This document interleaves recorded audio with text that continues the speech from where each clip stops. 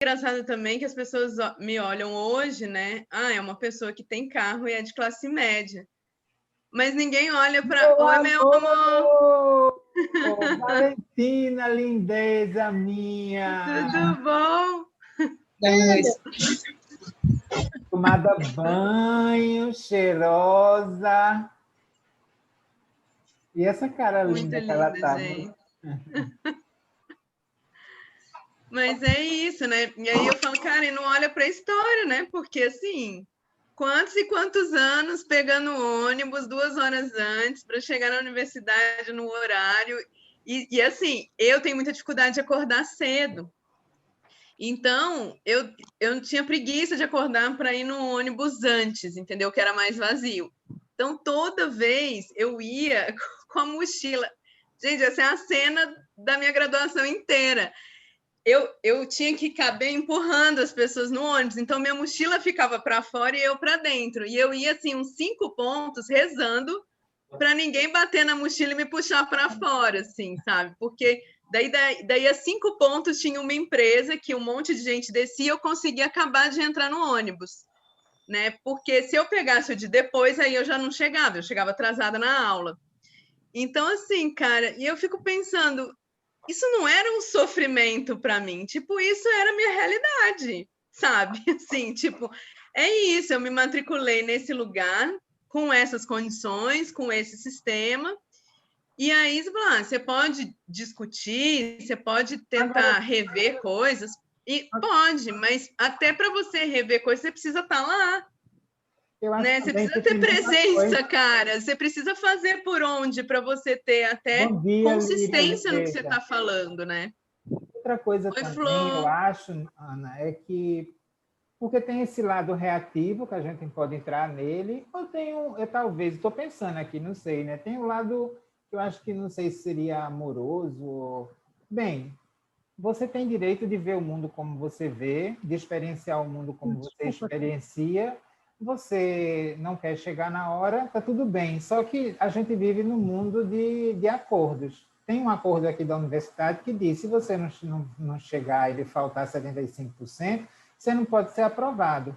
Você vai ter que levar em consideração que eu não posso burlar um acordo só para satisfazer você. Que aí eu tô desmanchando toda essa lógica que a gente construiu socialmente de acordos comunitários.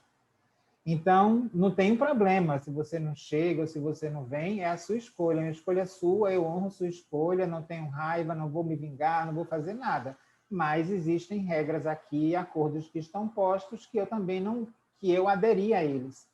E eu não vou sair deles para fazer especialidade, porque senão qual seria o limite de fazer para um e não fazer para outro? Isso geraria problemas ainda maiores, né? Então, eu não sei se explicar, falar, dizer para as pessoas algum tipo de coisa nesse sentido, porque senão a gente fica num estado reativo o tempo inteiro, se chateando,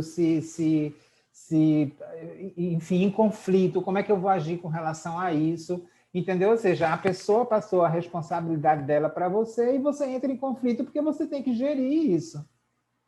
É complicado. Sem sono. Eu fico... Posso entrar? Pode, não, eu só ia fazer um parênteses, porque eu comecei a discutir isso por causa de um texto que saiu na revista Piauí, e eu vou mandar para vocês, porque a discussão é bem interessante, porque ela também fala sobre isso. Não é que essas coisas não são ditas, elas são, mas não tem disputa. No próximo semestre, as mesmas pessoas vão vir com as mesmas questões, entende? E aí não avança, né? Então, é interessante, assim, é um texto que eu acho que ele é corajoso e merece ser discutido com alguma profundidade e não nesse lugar reativo, sabe? Manda que eu quero depois também conversar com os colegas lá da UFPE. Eu fico muito reflexiva também como isso impacta, pode impactar, né? Ou sempre impacta futuramente, né? Porque assim, tudo bem, a gente passou pela graduação, ninguém nunca vai olhar para a gente como, né, ex-graduandos, então, que já passaram também por várias dificuldades. Então, é sempre esse texto, mas você tem a condição e tal. Mas eu fico sempre muito reflexiva que é isso, assim, o mundo, para além da graduação, né? Até mesmo se a gente for pensar numa continuidade, assim, te exige esforços, e aí isso fica muito camuflado, eu acho que no sistema atual, assim, porque o aluno, ele, de alguma forma, ele vai também lidando com essas facilidades ou com essa permissividade que o Kira falou. Eu acredito também que tem muita permissividade, e aí fica frouxo para segurar o reggae mesmo, para segurar o tranco, né? Então, assim, depois sai, quer fazer uma graduação, um mestrado, quer fazer um doutorado, enfim, está querendo uma bolsa lá fora para dançar, que seja, independente do contexto, né? De trampo, assim, realmente, se a pessoa não é estimulada minimamente a seguir alguma baliza ali, os acordos, que nem a Ana falou, todo ano a gente faz acordo, todo semestre faz acordo, e a coisa vai furando, e isso impacta futuramente, né? Então, eu sempre uso esse textinho assim, tipo, aqui você pode fazer isso, tá? Ainda é possível fazer isso, mas qual é a tua absorção, né, lá fora? Como que você, como profissional, né? Eu sempre falo, não se olha como aluno, se olha como futuro professor, né? Ou futuro, enfim, qualquer... E E é aí, louco. Desculpa, só... Gabi. Não, rapidinho, né? Também não tem muita coisa para acrescentar, mas, querendo ou não, também, de vez em quando, remando contra a maré, é impossível você lidar com algumas, não é restrições, né? Mas com alguns acordos, aí esses que são feitos, né, num outro contexto, entre docentes, entre segmentos que estão, de alguma forma, regendo, né? Então, reavaliando, né, o contexto social, a gente vai também abrindo mão de algumas coisas para ir enquadrando. Mas aí é isso, o aluno, no meio do caminho, ou ele larga a mão, não aguenta também, né? Ou ele acaba se graduando e você vê que não consegue galgar, né, um lugar de respeitabilidade, um lugar de liderança. Então, assim, também tem isso, né? Tipo, a coisa vai sendo revelada, né? Então, assim, para mim também é sempre uma loucura. Eu tenho que ter horas que, até mesmo para você não se perder, e acompanhando a galera que quer fazer, que quer, de alguma forma, contribuir, ou então criando outros filtros. Mas é bem complexo também, porque eu acho que, por mais que eu entenda que toda essa permissividade, né? E aí eu falo da permissividade, ela é muito maléfica, também eu acho que hoje a realidade do aluno talvez seja outra. Aí já estou fazendo outro peso, né? E assim, então, assim, hoje com o sistema de cota, mas não só, com o SISU, né? Então, assim, realmente teve uma mudança aí no parâmetro. Então, a gente realmente caiu um pouco a expectativa para esperar pouco, menos, na verdade, do aluno. Então, também tem isso, a gente tem uma adequação. E agora, com a pandemia, são outros desafios, né? Olhar para essa mesma realidade social que está sendo inserida, né, nos últimos, sei lá, 15 anos, né, na universidade. Então, não sei, parece uma bola de neve, parece uma coisa que nunca acaba, porque eu acho que é o que a Ana falou, também não se discute na profundidade, sempre fica num lugar muito resolutivo. Então a gente faz assim ou a gente faz assado, mas não vai na causa, né? Não vai nas questões, não sei. Só relatando mesmo um pouco da minha experiência, que não é muito diferente, não. Esse texto se chama Parece Revolução, mas é só neoliberalismo. Aí eu vou mandar para vocês. Mas é interessante, porque eu acho que, enfim, pegando o gancho do Kiran junto com o teu, Gabi, acho que tem isso, né? Não é que não se façam acordos, é que nem os acordos são respeitados. Então, assim, tem a regra, não se concorda com a regra, se solicita, mas aí assim, não se concorda com a regra, mas também não vai discutir a regra nas instâncias que são cabíveis para mudarem isso. Se discute em outras instâncias. Então, se fazem acordos informais, internos, para, né, tentar atender essa demanda. E aí, muitas vezes, esses acordos também não são cumpridos. Então, quando o Kiran pergunta qual o limite, essa é a minha pergunta constante, né? E especialmente se você não refaz, e aí o texto fala sobre isso também, a pessoa que não entra nessa bola de neve tem sido considerada opressora, né? Então, também, o que é o nosso conceito de opressor hoje? Né? Então, assim, a sensação é essa, se eu tenho que cumprir meu dever e a pessoa que está à frente do processo exige isso ou me lembra disso porque eu não estou cumprindo né, pelo meu caminho próprio, então a pessoa é opressora. Entende? É uma coisa, assim, eu acho que os conceitos estão muito confusos para as pessoas. A gente está vivendo um momento muito reativo, pouco reflexivo, e eu acho que de muito grito e pouca escuta também, né? Isso me preocupa bastante. E especialmente quando você fala dessa... Assim, se a gente trouxer para as graduações, eu acho isso muito sério, né? Porque quando você fala dessa importância profissional, porque isso diz respeito com a qualidade também do que se vê de cada curso de bacharelado, de cada curso de licenciatura, o peso que o teu diploma vai ter, né, nesse processo, que uma coisa é a gente garantir, garantir, né, o acesso e garantir, de modo geral, assim, o máximo possível de instrumentos para que tenham, enfim, um sistema um pouco mais democrático do que a gente tem hoje, né? Eu acho que para a gente ter um sistema realmente democrático ainda vai um tempo. Mas outra coisa é manter, né? A gente vê os próprios editais, enfim, outras conquistas, espaços físicos, tipo São Paulo, Galeria Olido, que era um espaço só de dança, não é mais. Ou seja, conquistar é uma coisa, manter é outra, né? E os nossos cursos de graduação, por exemplo, são muito recentes. Num governo como esse que a gente está hoje, existe uma tendência a querer fechar cursos como o nosso, que não traz retorno financeiro para a universidade, que tem poucos estudantes enfim, né? Assim, se não tem produção acadêmica, se não tem produção artística, se não tem outros tipos de produção que vêm desse bojo intelectual e criativo, né? Como que a gente justifica a manutenção desses cursos? Começa a ficar muito complicado. E aí, lá para frente, se isso fecha, o que as pessoas que têm os diplomas desses cursos vão fazer, né? Então, acho que essa compreensão global, né, que os estudantes, técnicos, docentes tenham essa compreensão, acho que a gente ainda tem um caminho. Acho que às vezes as pessoas falam que têm consciência, mas existe uma diferença entre falar que tem consciência e de fato ter. É uma questão ética, eu acho. Tudo se resume a isso. Uma questão ética, uma noção ética, porque é isso que faz a autonomia se manter, né? E aí tem uma dificuldade muito grande de implantar isso enquanto micropolítica mesmo.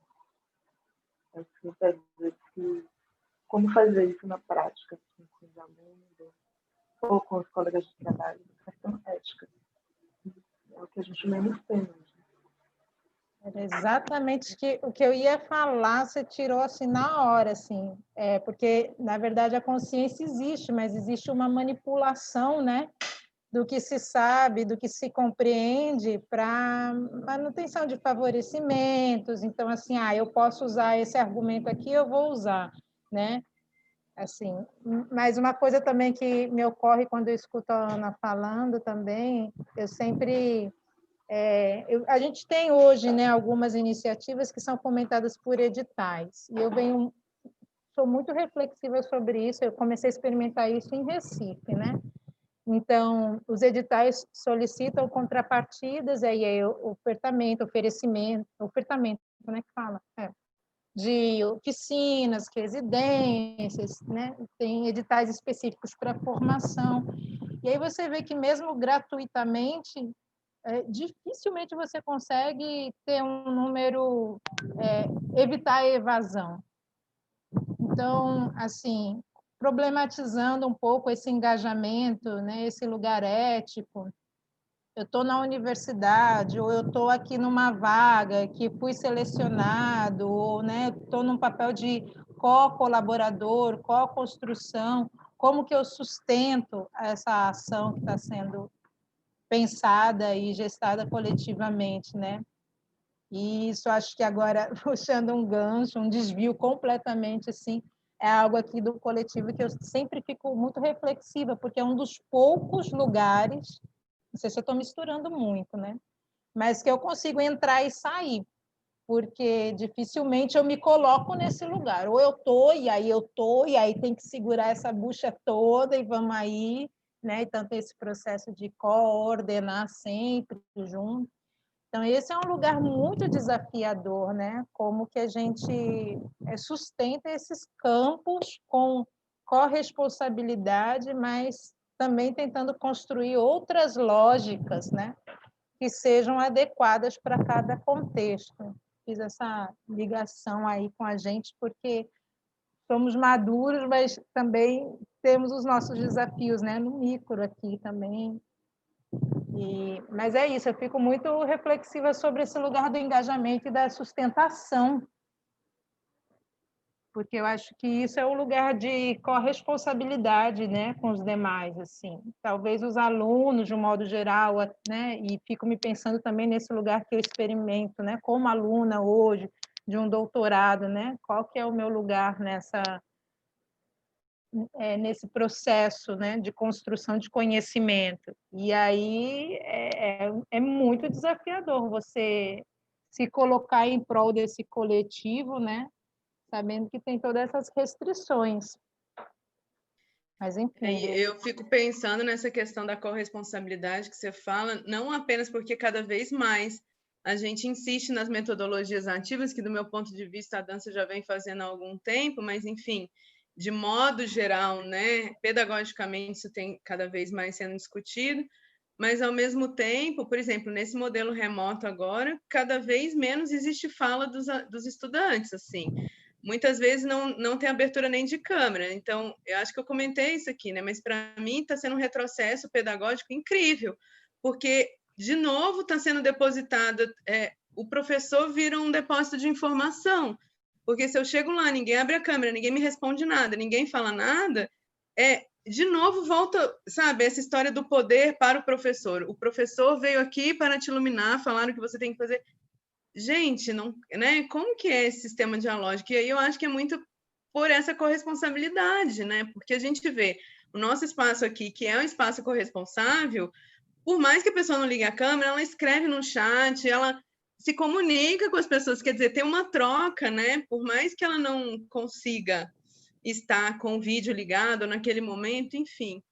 Então, acho que isso é uma coisa que parte do indivíduo. Eu não sei muito se a gente tem como ensinar isso, né? Se a gente tem como ensinar o tesão de estar aqui.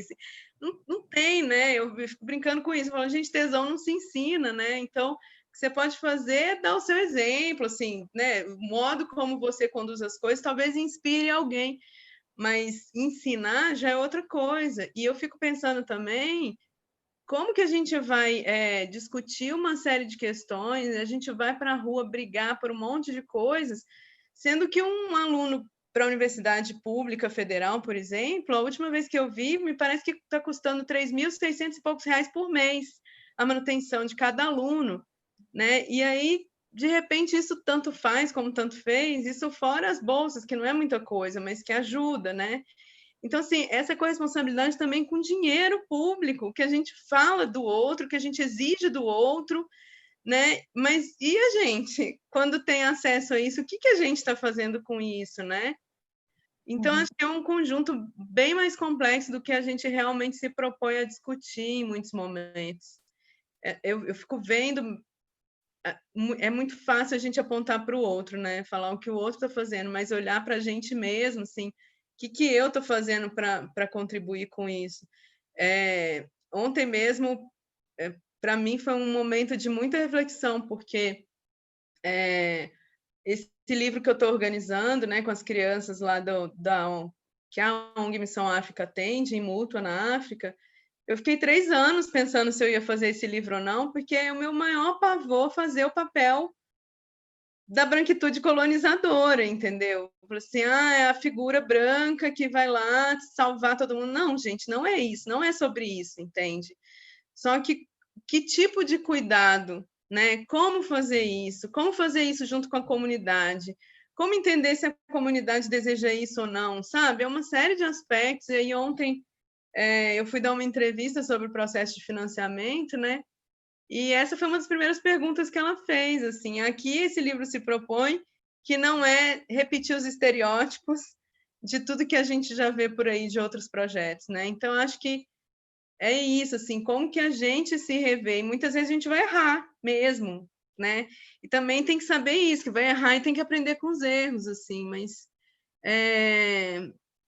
E eu fiquei dando voltas nesse circuito, porque é isso, tá, mas aí eu vou deixar de fazer, né? Como que é isso também? Se esse chamado está vindo, se esse diálogo está vindo, então tá, não, vamos lá, vou encarar e vou fazer e vou ver quais são, né? Como que isso se desdobra, quais são os desdobramentos disso.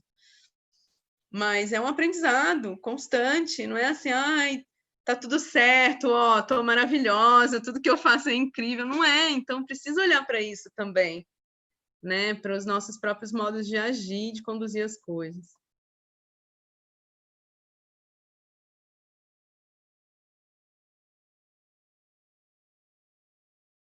Gente, eu fiquei pensando aqui nas questões que a Mari trouxe, né? Sobre, falando em corresponsabilidade, como que um coletivo consegue atuar com essas redes sociais, enfim, né? Que a gente está passando um momento que também é difícil em relação a isso, porque os bloqueios que ocorrem, por exemplo, nas entradas dos nossos e-mails, é uma tentativa de manter a segurança do e-mail, né? Porque eles não entendem como contas comerciais, eles entendem como contas privadas. Então, por um lado, socialmente a gente quer isso, né? Porque está cada vez mais fácil clonar dado, clonar cartão, clonar WhatsApp, clonar tudo. Por outro, isso um pouco inviabiliza, né? Porque ainda não foi criado um sistema de segurança e privacidade que garanta a entrada de um coletivo. Então, né? Porque isso eu acho, né? Para quem trabalha com tecnologia deve ser facilmente solucionável. Você cria uma rede de contatos ali que você admite, mas os sistemas que a gente está usando não funcionam assim ainda, né? Eu não sei muito como resolver, porque o que eu fiquei... Eu ia perguntar se alguém conhece aqueles softwares, ou aplicativos, enfim, que são planilhas para organização. Eu acho que muda completamente o layout do que a gente está fazendo, mas geralmente é mais coletivo, né? É isso, organizadores, né? E aí você consegue organizar as demandas com mais pessoas. Eu teria que pesquisar um pouquinho, mas talvez alguém... também discutir isso hoje, eu fico pensando, né? A gente está com um coro bem pequenininho, pode ser legal para a gente começar, né? Mas a gente vai ter que talvez repetir para a galera e pensar junto. Conra é muito bom também nesses quesitos, mas enfim. Alguém sabe desses organizadores? Esse tipo de... Eu sou péssima com sistemas, Gabi. Eu sei que tem, o que muita gente faz planejamento é com Trello, mas eu nunca entrei, não sei usar e não sei o que ele oferece também. Porque eu acho que um dos grandes problemas que a gente está tendo, na verdade, porque assim, a questão dos documentos do Drive, eu acho que a gente poderia tentar deixar em outro espaço, em outro lugar. Ou então isso, compartilhar tudo pelo WhatsApp e ali realmente ficar como memória, né? Que é o que a Mari falou. Mas eu acho que o grande problema está sendo postar as gravações das nossas conversas no YouTube, porque a conta do YouTube é ligada ao Gmail. Então, se a pessoa não consegue acessar o Gmail, ela não consegue baixar. Então, o que acontece? As primeiras pessoas que entraram, que não tiveram problema, eu acho que sou eu, Lilica, Com e Kiran, se não me engano. Então, ficaria totalmente dependente de nós quatro, que alguém mandasse o vídeo para a gente postar, ou então sempre a gente tem que ficar de host e co-host para gravar, entendeu? E baixar lá depois. Eu acho que dá para fazer, colocar...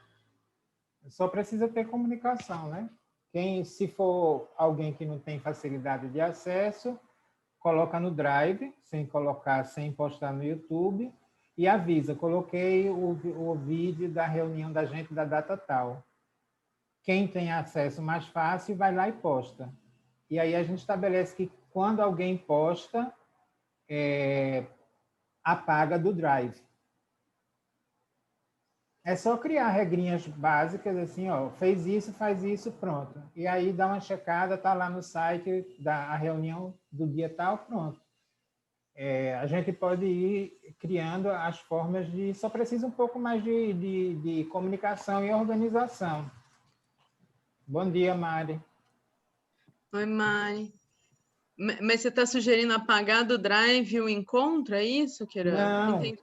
porque eu acho que colocar no Drive, pelo e-mail, é mais fácil do que subir pelo YouTube. Eu não sei qual é a dificuldade que as pessoas estão tendo. Por exemplo, Mari também nunca teve dificuldade de fazer o upload. Eu nunca tive dificuldade de fazer o upload. Não, as pessoas não estão conseguindo entrar, Kira.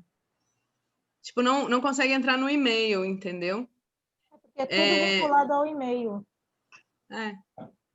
E a questão é que o e-mail faz verificação. Eu não entro. Deixa eu até ver se eu consigo entrar. E isso que você falou, Kira, eu acho que também não resolve a questão do próprio Google Drive, né?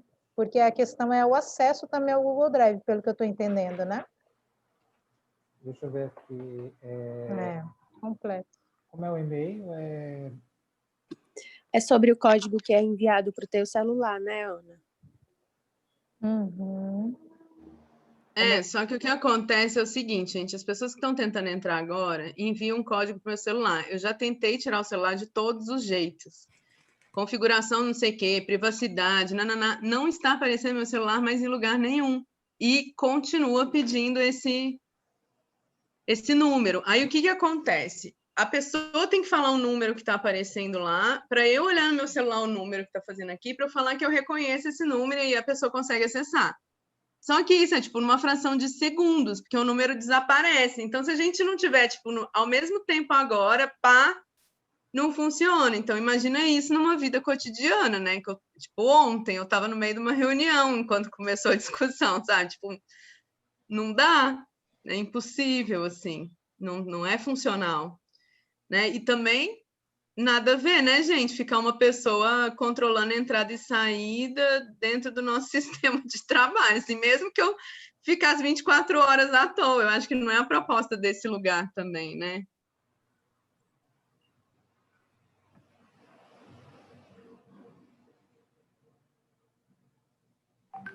A senha e o e-mail é o mesmo de sempre, não é? É porque eu não tenho acesso aqui agora, não. Ah. Faz tempo que eu não entro lá, então como eu limpo toda semana o browser, a história do browser, aí ele não aparece lá quando eu...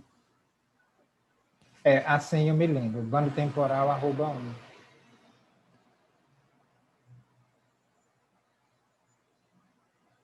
É bandotemporal@gmail.com, não é isso? Eu acho que é, Kiran.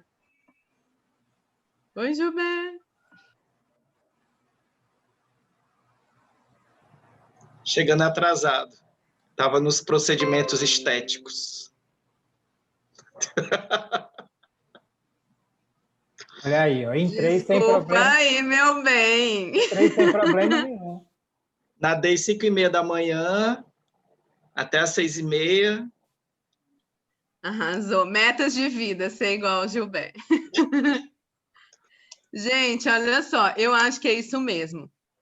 O que eu estou imaginando na minha cabecinha é que, tipo, o Gmail deve permitir uma certa quantidade de pessoas entrar. Passou disso, ele começa a reconhecer como invasão. Uhum. Porque eu acho que quem consegue entrar são essas pessoas, tipo, eu, Kiran, Conrado, Lilica e Mari. Eu também consigo entrar. Mas é porque eu Ju. acho que no começo eu tenho essa vaga lembrança de que tu permitiu o nosso acesso lá naquele início. Mas as pessoas que nunca entraram e que foram entrando depois, aí ficaram precisando desse acesso. Gente, Soraya não conseguiu, Dressler não conseguiu, Mariana Pimentel não conseguiu. Enfim. Tem um monte de alerta de segurança aqui na conta. Então. Nós estamos em estado de alerta crítico.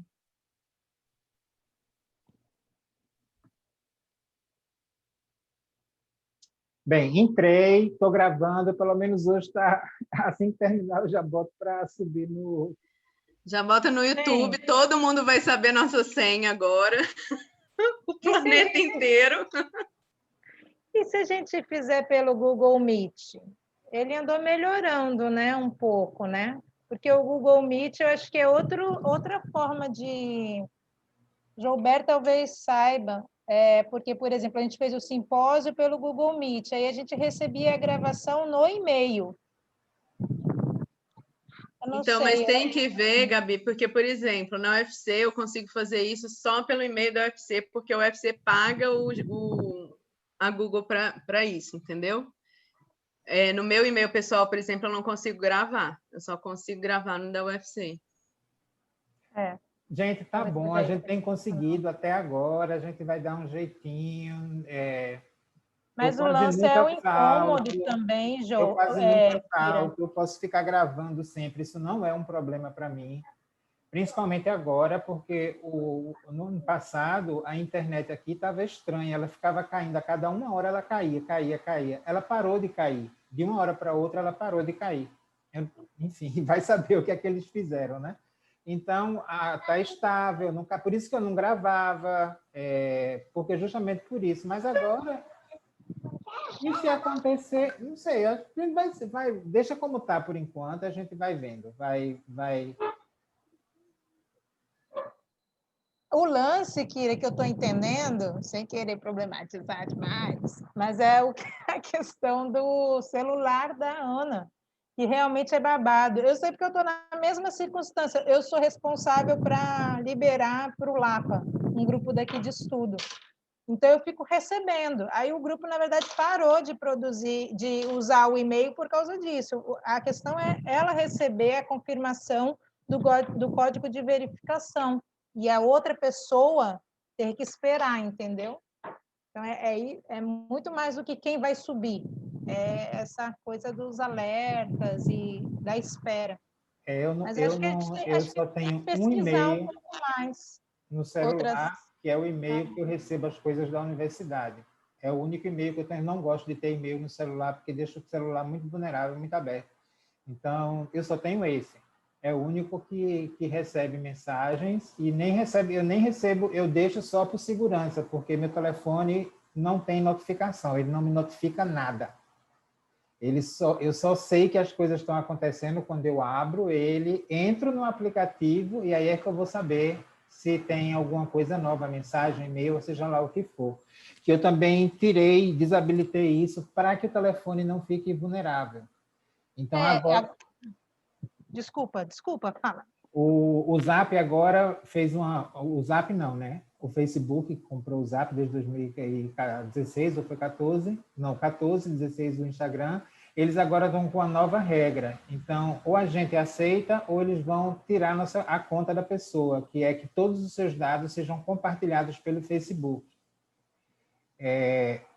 Enfim, quem está na internet já está fodido, não tem como, mas pelo menos se a gente politicamente conseguir fazer um posicionamento, então instalei o Signal e instalei o Telegram para tentar, agora quem tem Telegram e Signal, eu vou ficar me comunicando por eles para não usar o Zap. E se eles, porque estão falando isso, mas ninguém sabe, eles disseram que ia ser esse mês, ou em março, eles vão fazer essa chamada, né? Vão avisar as pessoas e vão dizer, você pode ou aceitar ou deletar a sua conta. Se eles fizerem isso, eu deleto minha conta do Zap. Foi a decisão que eu tomei, entendeu? Não aceito que uma corporação use todos os meus dados para distribuir para as empresas parceiras deles, para eles ganharem dinheiro em cima de mim e, enfim, só para que eu tenha acesso à utilização do aplicativo. Não concordo muito com isso. Disso tudo, ainda que a gente não consiga resolver, talvez, Ana, uma possibilidade é tirar o envio da verificação para o celular e deixar exclusivamente para o e-mail. A única coisa que a gente vai resolver é que você não vai receber... Gente, é que meu celular não aparece mais em lugar nenhum. Eu não tenho mais de onde tirar. Entendeu? Tipo, eu não sei. O que eu estou pensando é em remover essa conta do meu celular. Eu fico com medo de apagar a conta. Mas eu acho que é a última alternativa que eu tenho. Remover do meu celular, entendeu? Eu acho que é melhor mesmo, Ana. E não apaga a conta, não. Você só tira a conexão do celular com a conta. Exato. Eu tô achando que eu vou fazer isso para a gente ver se dá certo, entendeu? Mas assim, Kiran, só para você saber, na verdade, esse lance da gente dar todos os nossos dados para todas as empresas que estão conectadas com o Facebook e consequentemente, Instagram e tal, isso já acontece há muitos anos, né? Assim, a gente já faz isso. Cada clique que você dá, cada compra que você faz online, cada compra que você faz pela internet, essas empresas todas, elas usam o pixel do Facebook, que o pixel do Facebook dá acesso a todos os seus dados. Inclusive, tem empresas especializadas trabalhando com isso, e a pessoa pode dar o teu nome, teu endereço, o teu cartão de crédito, quanto você gasta por mês no cartão de crédito. Isso há anos, anos. Então, assim, eu não vejo nenhuma novidade, sabe? Eu acho que a gente já está vendido há muito tempo, de que realmente, para a gente se salvar, a gente tem que parar de usar isso aqui. E aí, mas no caso desse específico, quando eles vão pedir autorização em um aplicativo específico, porque que o Facebook faz isso a gente já sabe, né? Mas uma vez que é perguntado a gente, a partir de agora eu estou mais nessa posição, ok, então eu não quero mais esse aplicativo. Enfim, a gente vai tentando... se você é consultado, né? Porque normalmente a gente não é consultado. Ou então não, a gente é obrigado... A gente é consultado. A gente é que não lê aqueles coisas. Vai abrir um e-mail, não sei o que, de segurança e de regras de utilização, não sei o que. Ninguém lê, a gente só dá ok. Mas já está tudo lá. Eu até leio, eu sou a pessoa que lê. Mas, por exemplo, eu quero um livro. O livro só tem no lugar X. Ou eu aperto aquilo e compro o livro, ou eu não compro. Entende? Então, tem coisas que, assim, eu me sinto obrigada da mesma forma. Eu não estou aceitando por uma vontade própria. Eu estou aceitando porque eu não vou conseguir, né, ter aquele produto que eu estou precisando naquele momento se eu não oferecer tudo da minha vida, assim. É uma loucura, porque isso, para mim, é uma imposição, né? Eu não estou sendo consultada de fato, porque eu não tenho alternativa de não aceitar e ainda assim comprar o meu livro. Falar em livro, minha gente, eu comecei a ler aqueles livros que eu comprei.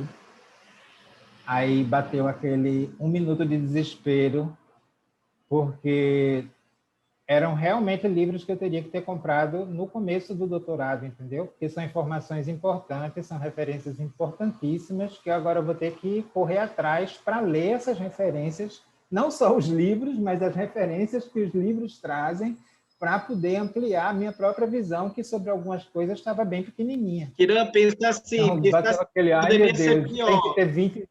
Poderia ser pior, você descobrir esses livros faltando 20 dias para tua defesa, que tu vai depositar. No meu caso... Não, eu já sabia dos livros, eu não tinha dinheiro para comprar. Eu passei 1 ano juntando dinheiro para comprar 4 livros, minha gente. Foram 1.700 e poucos reais, porque foi comprado em dólar. É muito dinheiro, para mim, pelo menos que sou bolsista CAPES. Não, e agora o dólar tá absurdo, né? Eu comprei esses livros que você comprou, mas quando eu estava morando fora, e o dólar também estava muito mais barato, então era outra situação. Eu recebi hoje o da Trisha Brau, da exposição lá do MASP. Ai, é lindo, né? Eu estou começando a ler. Esse da Vida Miguel, minha gente, é imprescindível para a gente que está em improvisação. É imprescindível. O livro é escandaloso. Que livro? The Oxford Handbook of Dance Improvisation. Foi lançado em 2019. E é um livro de o quê? 800 páginas. São mais de 40 artigos. Esse eu não tenho, Kiran. Eu acho que é o mesmo que o Com não tem também, né? Esse eu não tenho. Meu sonho é fazer um grupo de tradução com vocês. A gente falou disso no encontro passado, Gabi. Foi, eu saí, a gente estava conversando, mas era com uma finalidade, né? Não que uma coisa excluía a outra, né? Era de publicação. Eu acho que essa coisa de ir traduzindo e pensando, enfim, é tão saboroso e necessário, né? Mas é difícil, até mesmo aqui nos grupos que eu participo também de pós-graduação, cada um lê o seu, traduz o seu, traz e converge. Como o meu inglês ele é muito básico e nem básico, eu acho que ele é problemático mesmo. Então eu vou mastigando sozinha aqui. Mas enfim, quando vocês quiserem me chamar para esse processo de tradução, sem tanta objetividade, porque eu já me dispus, né? Achei legal, na verdade não me dispus, eu achei super importante a gente pensar nessas publicações, né, em diferentes estados e se identificando como um coletivão. Eu acho legal. Talvez eu possa aqui também pensar no que eu tenho de mais urgência em inglês e apresentar para vocês, mas eu acho até que eu troquei com a Ana. Eu estou já há um tempo com um livro da Margaret Thompson, que fala de improvisação nos povos iorubás, nas performances iorubás. Ou iorubaianas, né? E é um super texto também, é um clássico e do pessoal dos estudos da performance, né? Ela é uma estudiosa dos estudos da performance. E aí eu estou lendo aos pouquinhos, com bastante Google Tradutor, quem quiser chegar nesse tema. Agora, eu o Google quero, Tradutor Gabi. não é E eu ruim. tive que... Ele está ficando cada vez melhor. Não Agora, quando você sabe um pouco mais de inglês, o que ajuda é porque você, essa palavra não é bem isso que ele quer dizer, acho que a organização aqui está diferente, você pode dar uma ajeitada. A Lenira me pediu para fazer a tradução de um texto da Vida Miguel, que elas vão lançar num livro, ou num e-book aí da UFBA, e eu estou fazendo a tradução, e eu faço isso.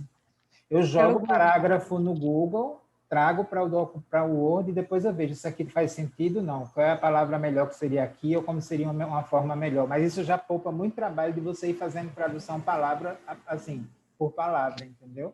E aí eu falei com um amigo meu que ele é tradutor profissional, né? Com muitos anos de experiência, enfim, muito bom nisso.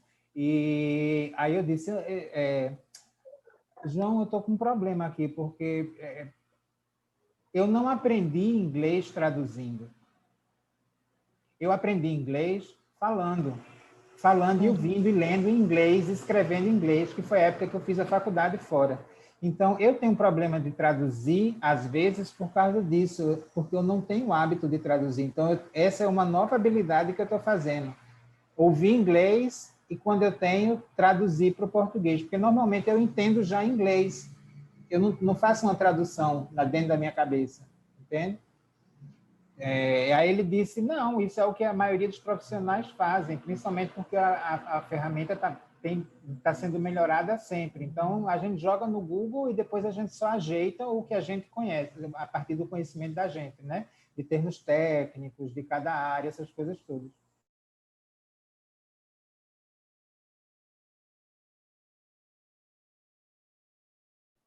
Esse livro, só para fechar o que a gente estava falando dessa dinâmica que eu estou de tradução, eu comprei ele como digital. Então, só eu consigo acessar. Então, eu teria que transcrever tudo em inglês para, então, passar, por exemplo, para a Ana, que falou que, né, tem interesse, para a gente fazer esse trabalhinho, seja no Google Tradutor, ou, enfim, numa dinâmica de troca. Eu vou depois tirar uma foto desse e jogar lá no grupo para ver quem se interessa. Acho que Vilaraia também falou que tinha interesse. A gente vai conversando. Agora, uma coisa também que me despertou é a nossa conversa, né? Que é o que Irã falou. Esses livros aí já mostram um outro universo que a gente não tateia porque realmente são títulos, a grande maioria em inglês e tem pouco acesso. Mas talvez, diante das nossas conversas todas, seria interessante também a gente chafurdar o que existe também de produção na América Latina, fazer traduções também do espanhol, fazer traduções do francês, apesar que é Europa, mas, enfim, pensando em outros eixos, né? Isso também seria legal para mim. E lembrei agora que teve um grupo de estudo aqui no Rio que ficou se debruçando, acho que é a Lígia Torin que puxou, sobre improvisação na América Latina.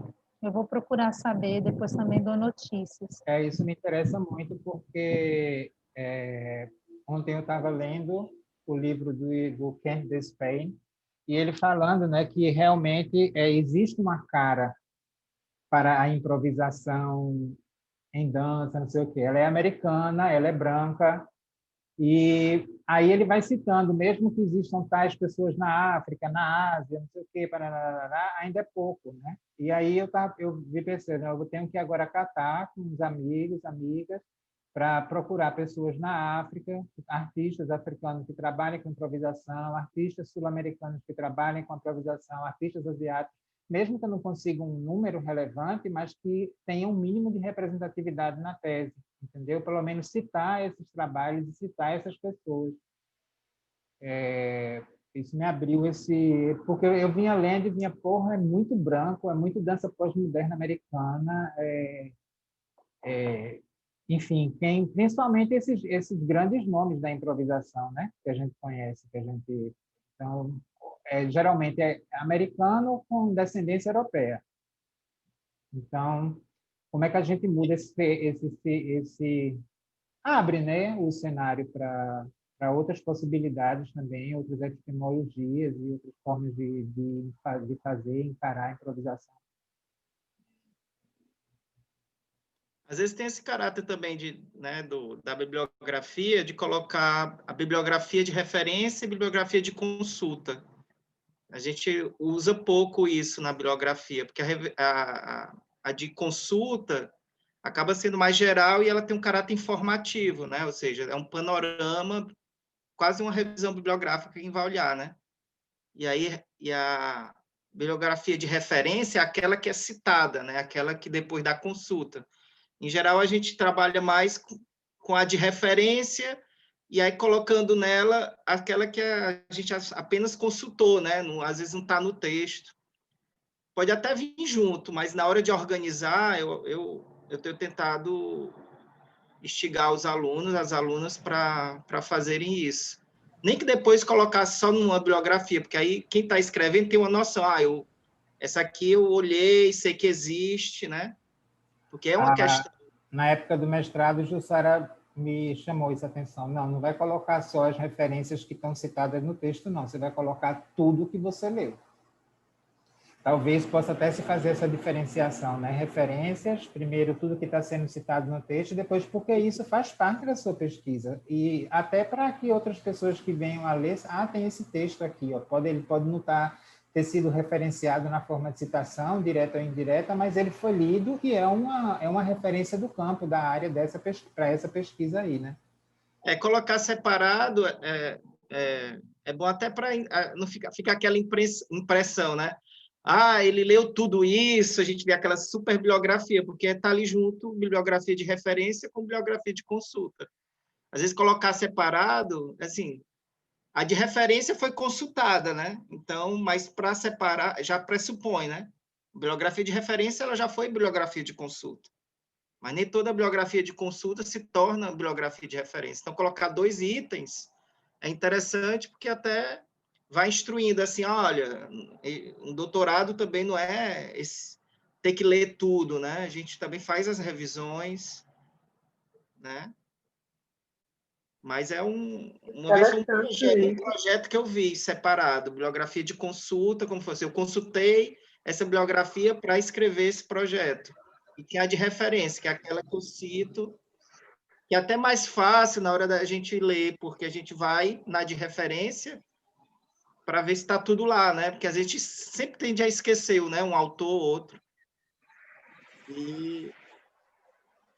Mas é um dos trabalhos no doutorado que é mais forte, que é a revisão bibliográfica, né?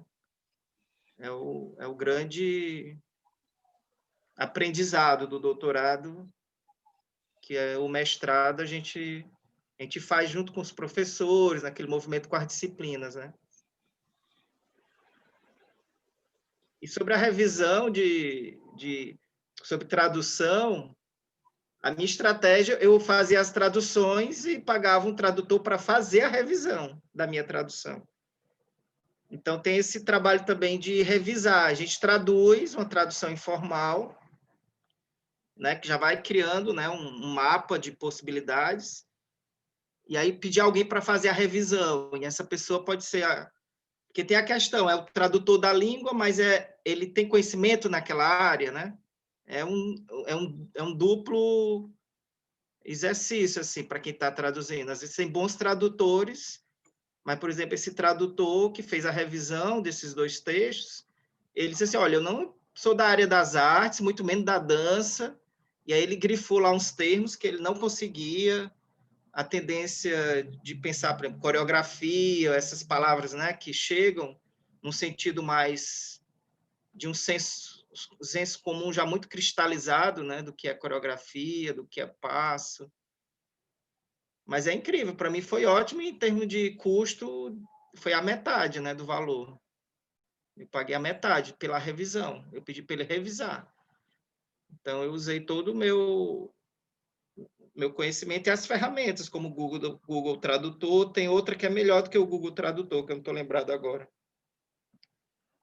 E é muito bom para a gente fazer isso, porque às vezes até um texto que não é publicado, uma tradução informal, ela pode ser trabalhada em sala de aula, como um espaço aberto mesmo, né? Um texto aberto, né? Um corpo aberto para fruir também. Por exemplo, o Poética da Dança Contemporânea, que é um livro que ficou muito tempo sem ser traduzido, né? Ele é de 97, quando saiu em 2010, a autora tinha falecido, aí ficou os direitos autorais, aquela coisa com a família, aí, enfim, saiu em 2012, né? Quando saiu, né, eu tinha comprado um monte, aí mandei um para a Gabi, eu peguei 5 e distribuí em cantos estratégicos, eu vendi. Quando saiu, eu comprei 5, a pessoa estava até sem dinheiro, aí um vai para a Gabi, outro vai para Fortaleza, outro vai para São Paulo, outro vai...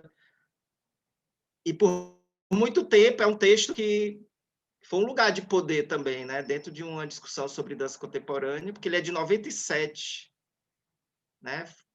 Falar dessa corporeidade dançante, né? Da dança contemporânea, e é do francês, né? Então, tem uma biopolítica aí, né? Da tradução. Um texto não traduzido, né? Você não acessa, né?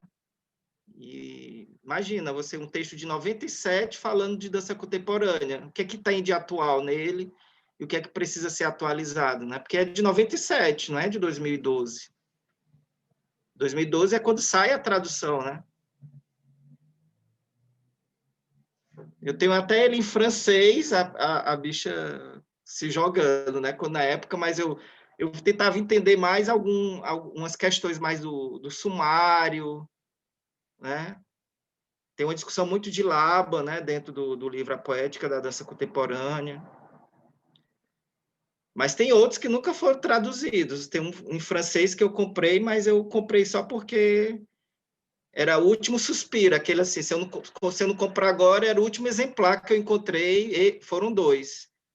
Lá em Portugal, assim, eu digo, não, vou comprar, um dia vai servir. Que é o... Ai, gente, tem coreografia no título, porque agora esqueci. Mas ele é do... Ai, gente, Corporeidade Dançante é de quem? Corporeidade Dançante é o... Ai, gente, como é o nome do autor? É um francês. Acho que a Rosa Prima usou no doutorado dela. Sei que tem no título, ele fala de anticorpos, por exemplo, coreografia, os anticorpos para um corpo coreográfico, uma coisa assim. Que anticorpo? Usa até um termo da biologia no sumário, que seria esses anticorpos dessa corporeidade. Mas tem muito que é do Michel Bernard, não é que você está falando? Inclusive é o que orienta porque o que orienta o nosso PPC aqui, acho que justamente por causa da Rosa, né? Porque a Rosa ela era professora de teatro quando o curso de dança começou, e aí o curso de dança foi escrito junto com a comunidade. E aí a Rosa que estava à frente nesse processo. Então, acho que é por isso também, é o que orienta o nosso PPC. Eu fui um dos revisores do projeto de criação do curso de dança, ironicamente, né? Não faço parte dele. Eu, Ângela, um monte de gente que revisou, Porque por uma semana poderia ter sido aberto na educação, porque tinha um movimento de levar para a educação. Né? Lá, tem até uma disciplina lá, né, de dança contemporânea, danças populares, né? Mas foi um movimento bem da cidade mesmo, dessa... E aí a Rosa era a pessoa que já tinha, né, o doutorado, uma pesquisa já com... E ela fez todo esse movimento, né? Mas foi um debate mesmo, assim, da própria comunidade, assim, que é uma questão, né? Quando se começa a abrir os cursos de danças em cidades e que não tem curso, que as pessoas estavam fazendo seus mestrados, doutorados, né? Ela fez na sociologia. Hoje a gente já tem um panorama diferente, né? Tem um contexto diferente, né? Que mudança é que está acontecendo, né? Nas cidades que... Porque até 2006 era só a Bahia no Nordeste. Aí depois veio Alagoas. Tem aí é porque eu não lembro direito, mas a primeira foi a Alagoas, a graduação em dança. Acho que depois Pernambuco, aí depois... Pernambuco e o UFC acho que foi junto. Foi uma coisa assim. Acho que foi Alagoas, Pernambuco e UFC.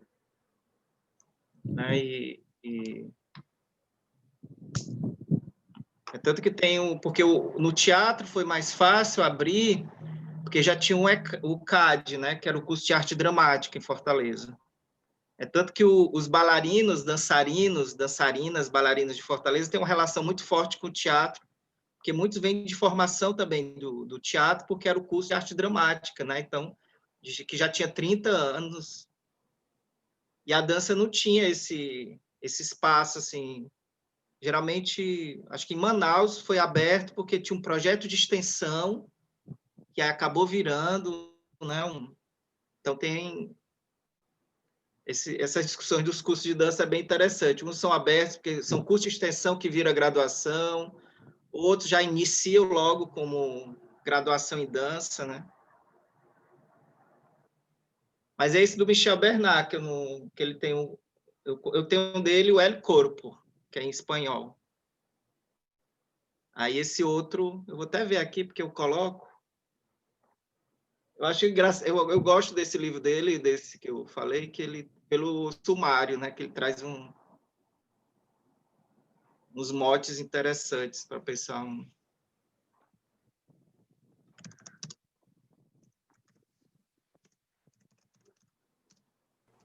Você ia falar o quê, Lídia?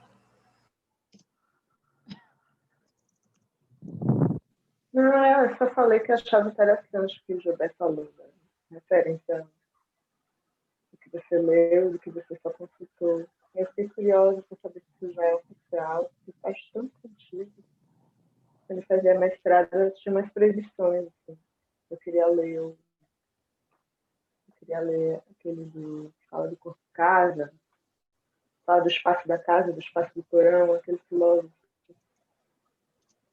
Aí eu coloquei La Création Chorégraphique. Esse meu criação foi bem espanhol, mas é francês. Desculpa, Lídia, te cortei. Ah, isso aí é atrevido, a gente já lê. Eu li assim mesmo, escrevi um artigo assim mesmo, com o ator que eu queria. Depois segui mestrado com o que era permitido. Mas, assim, fazia todo sentido para mim colocar as coisas que eu li, né? Conversas que eram quase entrevistas que eu fiz, que fazia sentido entrar com coisa de consulta, que não era exatamente mais O que eu mais fiz quando eu estava no mestrado da UFBA foi ler as coisas proibidas para saber o que eu queria ou não ler. Qual é o nome o nome do filósofo, gente, que fala do porão, da casa do porão? Esse eu não estava na minha meta. Não sei qual que é. Enfim, é isso. Vamos botar fogo aí nessas traduções da América Latina, África, Ásia, todos os continentes. Eu tenho uma dificuldade com isso que você está falando, que é essa questão de falar dos autores latino-americanos já né? Está crescendo, já é bem... Mas muitos autores latino-americanos também se inspiram nesse lugar neurocêntrico também. Como que a gente consegue identificar aquilo que é escrito apenas pelo que está sendo assinado, mas como não, né? Acho que é necessário fazer isso, identificar o que é que está sendo criado, o conhecimento que está sendo criado, que é fruto disso, mas que não é mais isso. Porque é como se a gente estivesse rodando em volta do próprio rabo. Assim. O autor que está falando, claro que o que valida isso é a experiência, né? A localização e a experiência daquela comunidade, daquelas pessoas, que é diferente. Mas, ao mesmo tempo, a referência que aquilo tem é a mesma que a gente está querendo, que não quer. Assim. Aí eu fico com uma questão mesmo, assim, não sei dizer isso não. Eu acho que tem duas coisas aí. Eu acho que uma que me veio rapidamente quando eu falei, depois do Kira, é também compreender qual que é o contexto que a gente vai buscar. Porque é isso, improvisação para determinado contexto pode estar, de alguma forma, pode se apresentar por outros vieses, né? Então, é aquilo que eu já falei algumas vezes do que eu venho estudando. Agora, dentro de um contexto afrodiaspórico, a improvisação ela está sendo pensada como parte de um todo, não como uma modalidade de dança, como uma linguagem. Então, talvez tenha um deslocamento necessário para a gente pensar nisso. E a outra coisa também, disso que você está falando, eu estava aqui já procurando o acadêmico espanhol para ver se achava alguma coisa, né? Que eu nunca parei para fazer uma busca assim. Também é ver o que é revisão bibliográfica, né? E o que está sendo, talvez, assim, já um desdobramento, um desenvolvimento, porque eu também não acho que, assim, talvez até pensar um pouco nisso, né? Porque não é uma ideia pura de um contexto, né? Mas como que a pessoa vai recriar ou ressignificar uma ideia, que é bem interessante, né? Se a gente pensa nesses contextos étnicos e raciais ou num contexto mais diverso, não exclusivamente como algo fechado, mas poroso. E aí eu acho legal também. Mas aí, pensando nisso, a gente pode também pensar nos programas de pós-graduação na América Latina, o que está sendo produzido, talvez seja uma via mais rápida para fazer esse levantamento. Né? E aí a gente vai ver que tem poucos doutorados em dança, né? Na verdade, a gente sabe que não tem nenhum em dança, né? Na América Latina, só a UFBA é a primeira, não é isso? Doutorado? Então, a Lenira falou que era o único do mundo, o único público. Gente, na UFRJ, o que a Lígia está coordenando não é de dança? É mestrado. É dança, mas é só mestrado. Não é doutorado, não? Aí tem que esperar abril, acho que foi o ano passado, a primeira turma, e agora tem que fazer a primeira avaliação quadrienal. Eles já estão, parece, com um projeto engatilhado, mas precisa, primeiro, passar por essa primeira avaliação quadrienal da CAPES-MEC, para, a partir daí, eles darem entrada na permissão, né, da CAPES para abrir o doutorado. Mas pelo que eu sei, o da UFBA é o único público do mundo. Existem outros poucos, mas existem outros doutorados em dança, mas são em universidades pagas. Nos Estados Unidos, na Europa, na Nova Zelândia tem um. Talvez isso que eu falei, na verdade, seja justamente um parâmetro para a gente olhar outros lugares, né? Porque, enfim, o conhecimento está aí. Não tem um doutorado em dança, o pessoal deve estar produzindo dentro da educação, né? Talvez pela comunidade artística a gente consiga ir chafurdando. Por exemplo, eu lembro agora a Ana Milena, que é uma improvisadora lá da Colômbia, que trabalhou muito tempo com a Líria.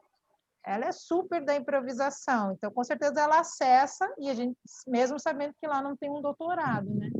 Ela deve acessar a produção de conhecimento da galera lá. O mestrado da UFRJ, assim, pelo movimento deles lá, pelo Transincorporados, eles trazem essa relação mais forte, né, da dança com os estudos culturais, com as interseccionalidades, né? Pelo menos em termos de identidade, né? O características das linhas, a rede deles é bem latino-americana, assim, nesse sentido, né? Mas para mim não é importante também trabalhos acadêmicos, mas é mais importante encontrar artistas para saber o que é que esses artistas pensam sobre a própria prática. Mesmo que depois eu encontre algum acadêmico que escreveu alguma coisa, mas já é uma leitura, uma tradução, uma reflexão, alguma coisa que é importante. Mas eu estou muito afim de encontrar artistas Deixa eu te que dar uma trabalhem dica. com... A Juliana Manhãs, aqui da Unirio, está com um trabalho incrível de diálogo, porque o doutorado dela foi em Moçambique, uma parte, né, do doutorado dela. Ela estudou as danças de umbigada, ela é da tradição, assim. Mas ela, desde 2019, ela tem a relação com vários artistas da cena contemporânea de Moçambique. E aí ela tem dois projetos que estão na Unirio, eu posso te ajudar a procurar, se você ainda não viu, de diálogos, e é bem interessante, porque a galera lá em Moçambique, do que eu escutei, do pouco que eu escutei, eles não têm essa crise entre tradição e contemporaneidade, né, que a gente tem aqui, porque todos eles, de alguma forma, vivenciam a tradição, pelo menos desse escopo todo que ela trouxe, né, dos artistas. Então, eles falam da improvisação e da performance de um jeito muito particular, assim, dessa realidade, entende? Que não é de necessariamente causar uma fusão ou de ter uma relação entre conhecimentos. O corpo já é, de alguma forma, essa memória corporal, né? E aí eles dialogam com muita fluidez com ideias que eu acho que também fazem parte aqui do nosso contexto de pesquisa, né? Contato improvisação, performance, e isso vai ganhando uma textura diferente, né? Eu acho bem legal, porque as falas são bem artísticas, não são acadêmicas, mas é muito interessante. Eu vinha pensando nisso, nessa coisa das danças tradicionais, porque, inclusive, Lili está trazendo isso, né, para o trabalho dela. Outras formas que não essas brancas ocidentais, né, de ver. E o que eu vejo nas tradições é que a dança é improvisada, não as partituras. Então, é uma improvisação sobre partitura e as partituras é que tentam ser mantidas. Então, é a partitura do caboclinho, é a partitura da umbigada, é a partitura do samba de roda. Existe uma partitura, existe um conceito ali que é corporificado. A corporificação ela é improvisada, mas existe uma tentativa de manutenção dessa partitura, que traz em si códigos, símbolos, enfim.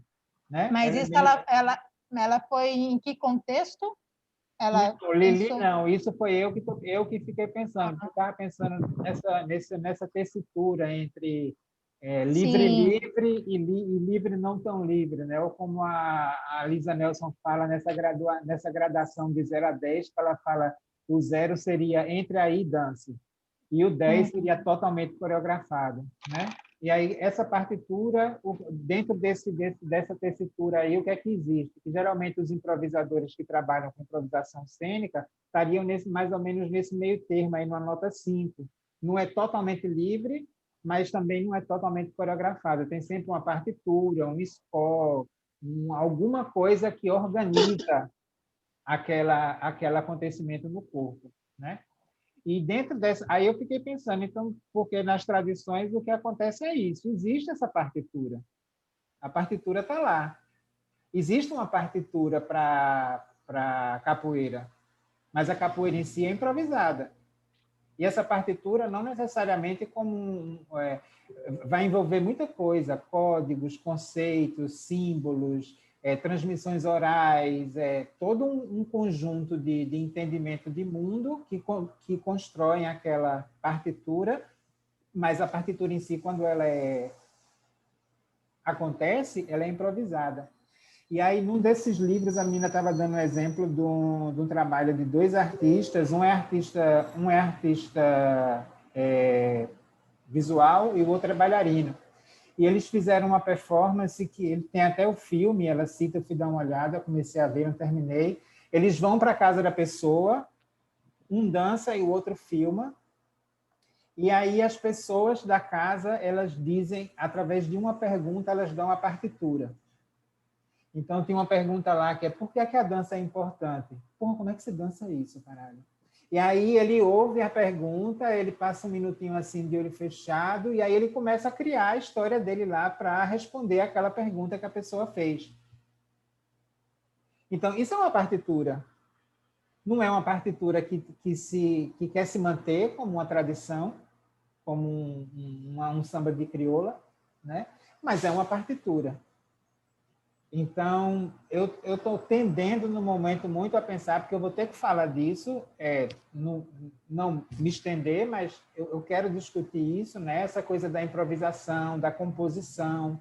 Tem muita gente que diferencia a composição de improvisação, tem muita gente que acha que tem improvisação sem composição, por exemplo, o que eu acho que é impossível.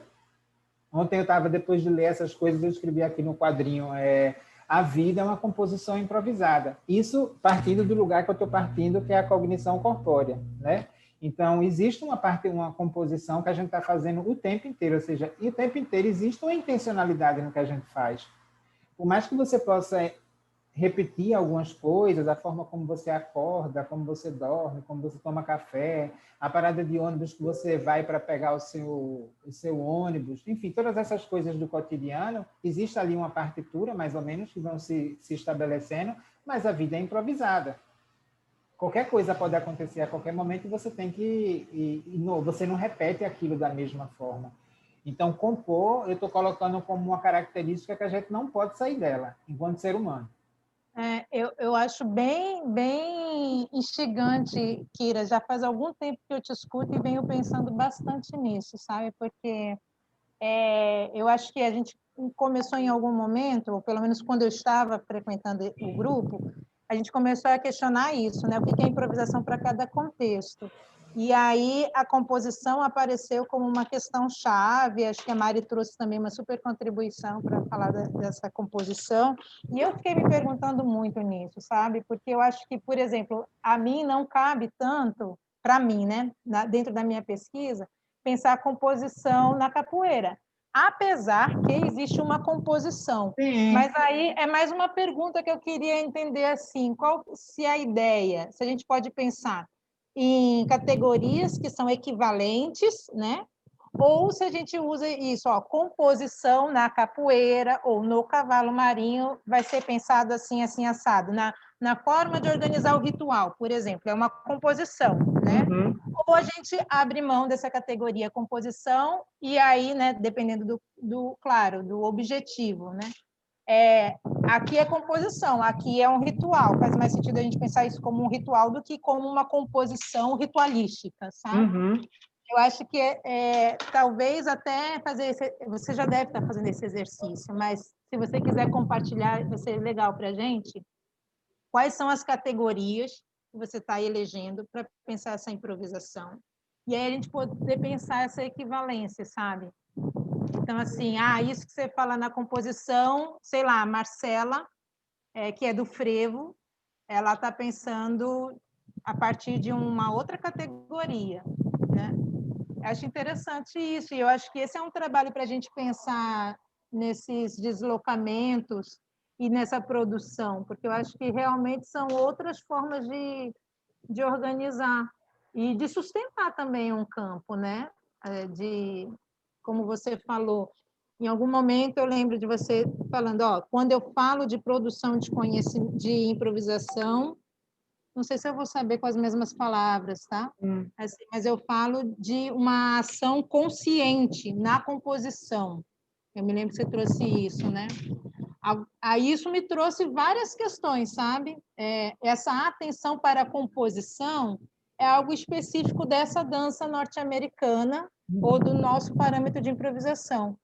Qual que é o acesso de uma dança, né, que gera conhecimento, saber, que está num outro contexto? Qual seria? Eu fiquei depois mastigando essa ideia, sabe? Porque o meu trabalho, que é com a capoeira, e não é objetivada num aspecto compositivo. Por enquanto, né? Essa parte, quando eu vou falar são essas 3 categorias que eu estou colocando, porque eu estou falando de processo de aprendizagem. Eu não estou falando de improvisação. Eu falei de improvisação no mestrado, eu estou falando de corpo improvisador agora. E as categorias que eu estou apresentando como importantes para a aprendizagem daquele que quer ser improvisador em dança, visando a improvisação como uma linguagem cênica, é improvisar a partir do som, é improvisar a partir da ambiência, é improvisar a partir da intenção de compor. Quando chega nessa parte da composição, a partir das fundamentações teóricas que eu estou utilizando, eu vou, a princípio, iniciar dizendo que não existe como fugir da composição, porque ela é uma característica da vida biológica, porque a vida biológica acontece no mundo. Então, você está sempre compondo com o mundo. Porém, nas diversas linguagens de dança, essa intenção, sendo ela aí artística, ela vai ter focos diferentes. Então, por mais que o capoeirista na roda ele não tenha nenhuma intenção de compor nada, ele está compondo. Não é o foco daquela prática, compor alguma coisa. Mas ele está compondo porque ele está mudando a si e o ambiente em que ele está.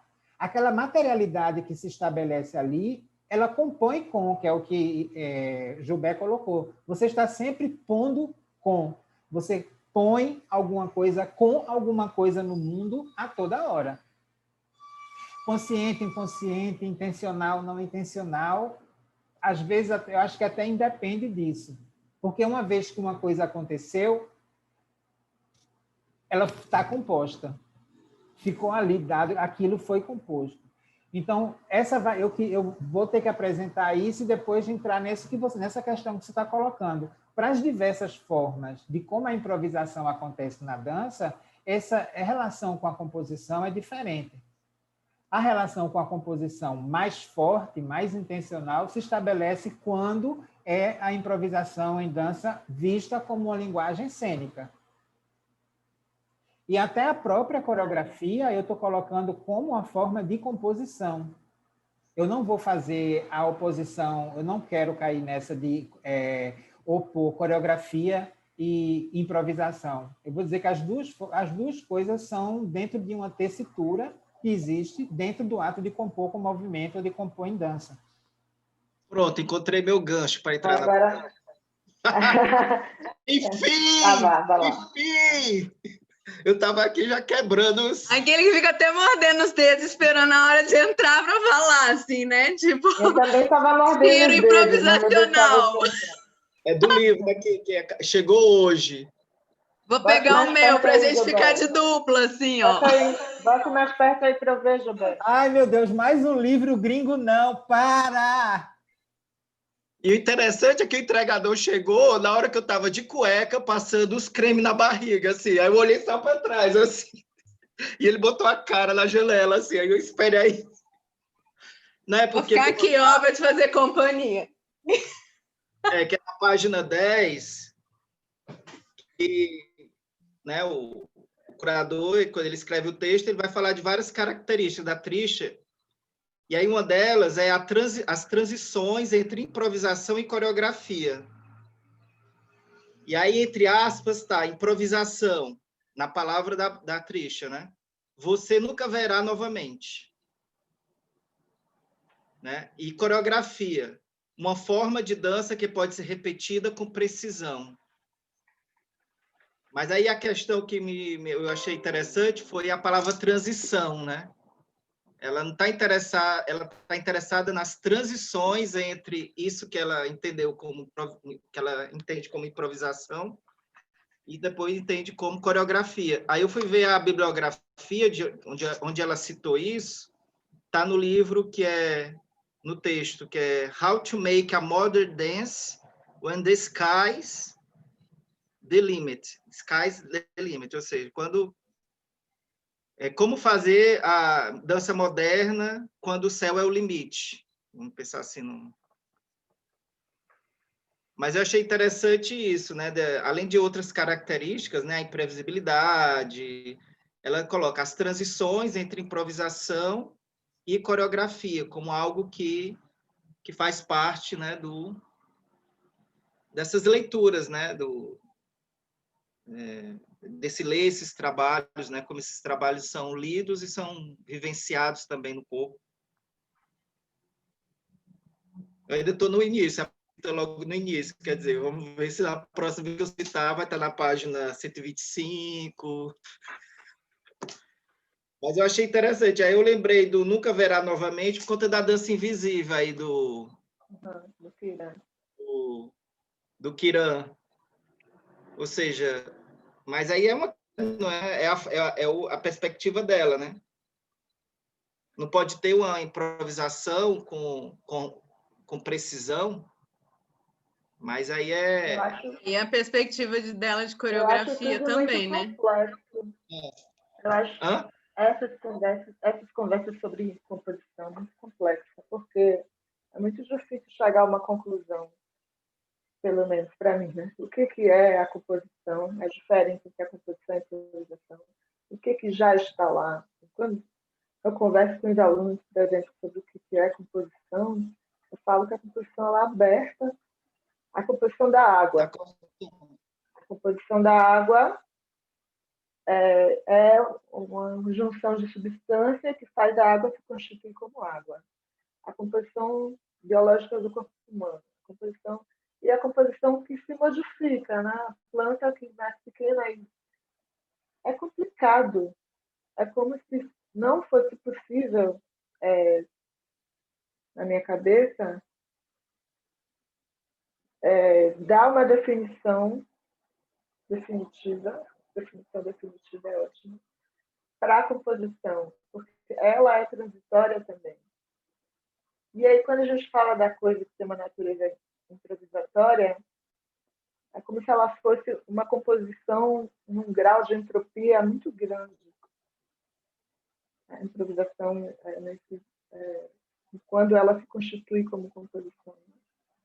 Mas ela é também algo, se o grau compositivo for muito consistente, ela é também, assim como a água, me parece. E quando ela está muito híbrida com a obra, com a performance, que tem um nome, que tem um traço, e ela ainda assim ela é improvisatória, ela ganha um grau compositivo de personificação, de realidade enquanto obra, e ela é improvisação e ela é composição ao mesmo tempo. Então, eu acho complexo definir o que tudo é composição o tempo todo, tudo é improvisação o tempo todo, e a tal da coreografia. É complexo, é realmente necessário, a meu ver, dizer qual é a referência, né? A referência do contexto, né? A referência bibliográfica. Mas em relação a que eu estou falando sobre isso? Porque senão a gente abre de um tudo. É por isso que eu falei da fundamentação teórica, né? Então, dentro da fundamentação teórica, mas é um olhar sistematizado para isso. É isso que eu estou dizendo. Sobre o que eu estou falando. Esse olhar que você está falando, que é contextualizar por que eu estou afirmando isso, então, é uma afirmação que eu não vou dizer que ela acontece sempre, que é generalizar, pode ser generalizada para tudo, mas que faz parte da vida biológica, está em modo composição o tempo inteiro. E está improvisando o tempo inteiro. Isso mas quando você... Calma, deixa eu terminar. Quando isso chega para a arte, aí é uma outra história. Então, como é que eu vou conversar, criar uma relação dialógica dessa fundamentação, desse contexto que eu estou apresentando para as práticas improvisacionais? Então, por mais que, até dentro do exemplo que você dá da água, existe átomos de hidrogênio e oxigênio que estão separados. Quando você compõe, você põe junto. Quando eles estão juntos, uma identidade, não é uma identidade, mas uma configuração se apresenta, que é a configuração da água.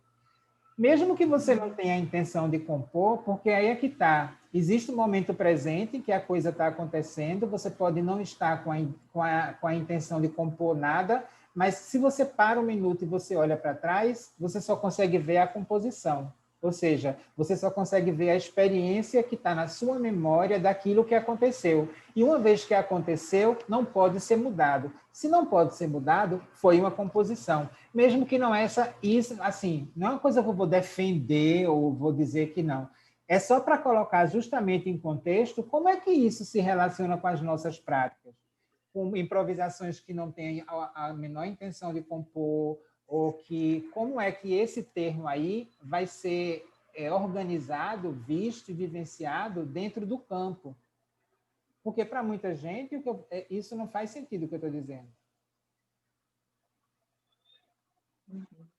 Entende? Não faz sentido. Então, coreografia é compor, não é compor?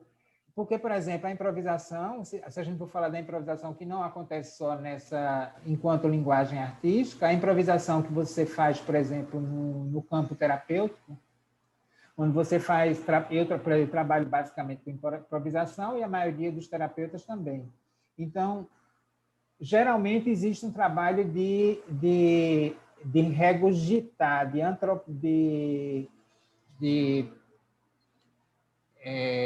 de digerir de alguma forma a sua experiência.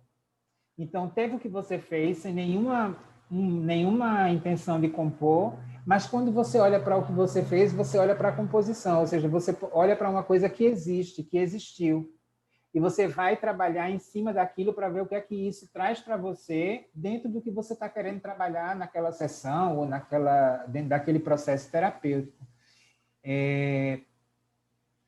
Então, é uma discussão complexa. Faz sentido, mas quando a gente pensa em área de conhecimento específica, né, na dança, e que a gente ainda elabora nomeações para identificar a área como área, e ela é muito vital, então eu acho que é importante estabelecer essa diferença mesmo. Assim, quando eu estou falando da dança, porque é uma faca de dois legumes. Ao mesmo tempo que fechar demais, né, faz com que você fique especialista, isso aqui não tem nada a ver com o contexto, mas também abrir demais faz com que se perca isso tudo que a gente está construindo como área de conhecimento. Então, e a dança dialoga com tudo, assim, com a terapia, com a arte cênica, com o modo de ser no mundo, com a filosofia, mas o que ela em si, enquanto arte, né, traz em si mesma. E eu acho que a composição, essa questão da composição, é uma uma palavra-chave.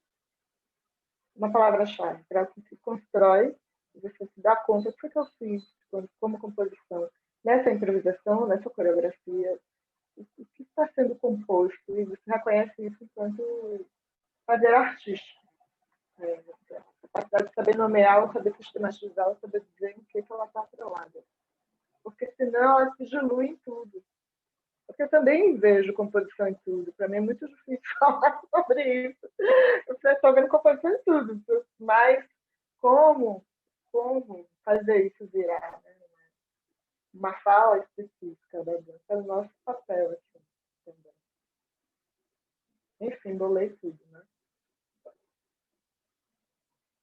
Mas é isso, né, Líria? É isso que a gente está tentando fazer. Assim, eu sei que vai ser um grande desafio e estou contando justamente com a gente, com vocês, para essa rede de colaboração, porque às vezes a gente vai desenvolvendo um pensamento e a gente está tão acostumado com o pensamento que a gente já fez antes, né, que a gente não consegue criar um desvio. E aí as provocações dos outros vão criando justamente esse desvio. Opa, peraí, essa colocação de Líria abre essa questão aqui, como é que eu vou resolver ela, que é importante, né? E tem uma coisa também, porque no começo eu falei, tá, vou falar de corpo improvisador, estou falando de processo de aprendizagem, mas o próprio campo da improvisação é gigantesco. Então, eu decidi que, na minha tese, eu estou falando da improvisação quando ela é vista como uma linguagem cênica. Não vou falar de dança na parte da terapia, de produção de material expressivo, Lógico que sim, alguma vez ou outra vai estar surgindo ali como algum parâmetro para refletir, discutir, ver diferenças e similaridades, mas o foco é esse. É esse artista da dança contemporânea que surge nesses últimos 20 anos, que se diz improvisador e que trabalha quase que exclusivamente com improvisação cênica. Se isso existe, se isso é um fenômeno dentro da dança, então eu me decidi refletir sobre, tá, então esse artista precisa de alguma coisa, alguma formação específica, já que o que ele faz é tão específico, e que princípios norteariam esse processo de aprendizagem? Né? Então, esse é mais ou menos em torno de quase tudo gira em torno disso. Eu vou estar, por mais que eu fale de muitas coisas, vai estar sempre voltando para esse centro, né? Enfim. No Eu Danço Samba Roché, né, que começou como Samba Roché e depois virou Eu Danço Samba Roché, toda vez que eu conversava com a Mara, né, que ela fez a orientação do início do processo, e depois eu fui a cada apresentação, né, assumindo mesmo como corpo improvisador, mas que esses níveis de estabilidade, assim, tinha uma hora que Mara, tanto que ela só foi ver em Itacaré, tipo, 8 anos depois, porque eu fui a cada apresentação abrindo espaços, porque essa dança, as dancinhas midiáticas, elas são coreográficas. Todo mundo, quando é que tu vai mostrar esse samba roché para a gente aprender? E aí eu dizia assim, isso as pessoas, né? Como é que as pessoas veem o trabalho da gente, né? Porque a gente está falando de composição, nós dentro do processo, mas como é que as pessoas veem?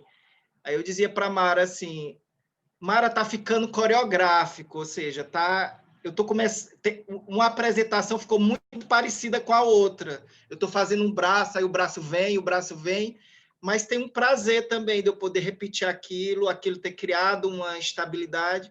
Aí ela, Gilberto, e aí tem uma referência com o trabalho da Trisha Brown por conta do acumulei, mas isso eu fui reconhecendo depois, né? Por isso que eu me vi na fala da Líria, que é assim, tem as referências teóricas, mas no próprio processo eu fui reconhecendo, assim, nossa, tem uma questão coreográfica, nossa, agora tem uma questão aqui que que eu percebi uma referência com outro trabalho, está tendo uma lógica acumulativa, porque para acumular eu teria que ter feito pelo menos umas 5 apresentações, e eu já estava na 10ª apresentação, né?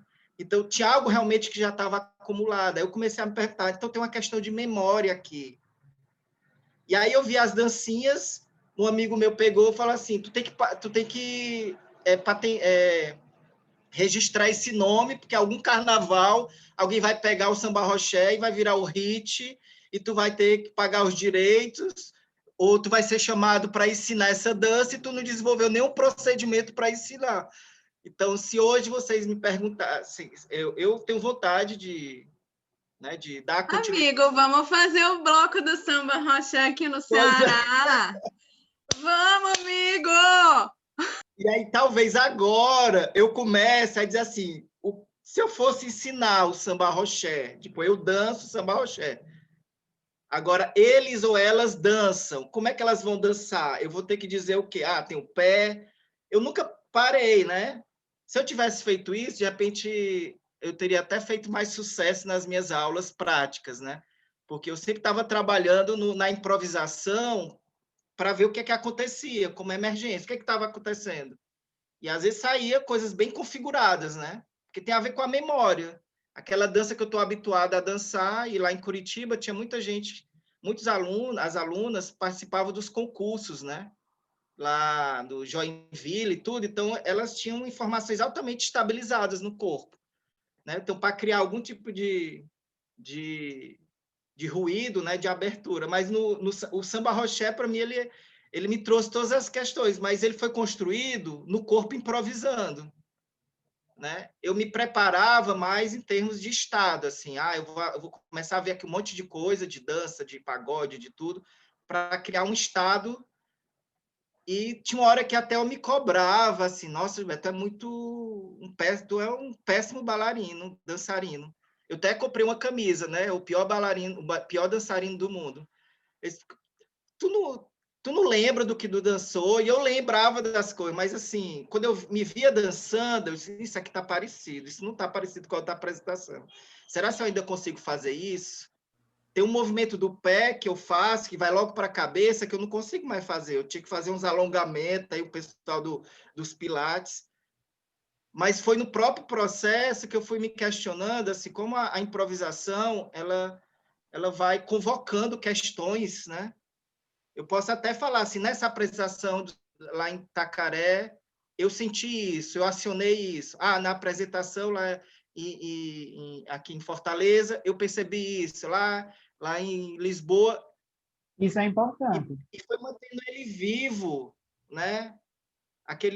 Nunca ganhei, toda vez que eu tentei escrever ele em algum edital, ninguém entendia, porque eu não dizia que ia montar um trabalho. Então, foi um trabalho construído e pago no corpo a corpo, assim, de apresentação a apresentação, porque eu mandei 2 vezes para o Klaus Viana, com todas as palavras, o corpo improvisando, a questão e nunca entrou. Então, assim, foram questões muito no fazer mesmo que eu fui percebendo. Mas tinha uma hora que estava coreográfico, assim, porque eu não estava colocando um elemento novo. A ideia do compor, eu tinha que colocar um elemento novo. Aí a Mara falou assim, você quer que fique coreográfico? Se não, você tem que criar algum tipo de mudança, alguma variação. Se é no pescoço, se é no quadril, ou é no tempo, né? Eu comecei a deixar o tempo mais alargado entre uma mudança, mas eu não queria ele coreográfico, mas toda vez ainda pergunto, se eu quisesse dançar o samba rochete, como é que tu ia ensinar? Aí eu, gente, tô lascado. Porque se eu fosse ensinar, eu ia ensinar improvisando, no sentido assim, aberto, ver mais como estados, não como passinho, né? Mas eu ainda penso, assim, numa continuidade, agora com os TikTok da vida, né? Eu fazer a coreografia samba roché e vender, assim. Agora sim. Tem o passinho, começa no pé, depois vai pescoço, depois do pescoço tem ombro. E, como uma vez eu falei aqui, né? As pessoas sempre achavam... Um amigo meu chegou e outras pessoas... mas seu trabalho é muito cru, assim, não tem... Como se a coreografia, nessa estabilidade, desse um contorno, né? Uma precisão, né? Muito cru, a gente não vê a dança. A dança é sempre E às vezes eram umas leituras assim... A gente não, né?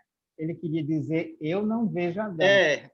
Isso. Tem sempre muito cuidado quando as pessoas dizem as coisas para a gente e se colocam no primeira pessoa do plural, nós. Nós não, peraí, amor, você. Calma, vamos lá. Eu já uso isso, agora que passou batido, porque é tão... Tem um menino daqui de Salvador que conhece, eu acho, Rafael Rebouças.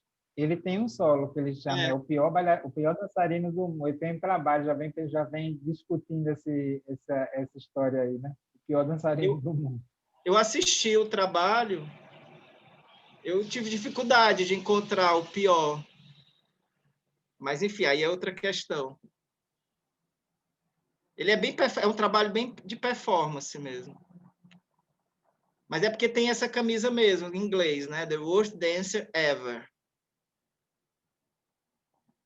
Mas, enfim, assim, para mim, foram questões que sempre apareciam, mas foi muito a cada apresentação, no acontecimento. Então, o que a gente pensar também a dança como acontecimento, o ato de dançar, quando ele está acontecendo. A improvisação, ela traz mais isso para a gente, né? O acontecimento como uma questão, né? Não é aquela coisa, porque eu caí... Uma vez eu não me aqueci porque eu esqueci os tênis aqui em casa, que eu estava em Fortaleza. E eu, tranquilo, não, só vou calçar o tênis. Quando era 20 para as 8 e a apresentação era 8. Eu peguei trânsito, eu sei que eu cheguei voltei 8h05, assim, já atrasado, e eu não me aqueci.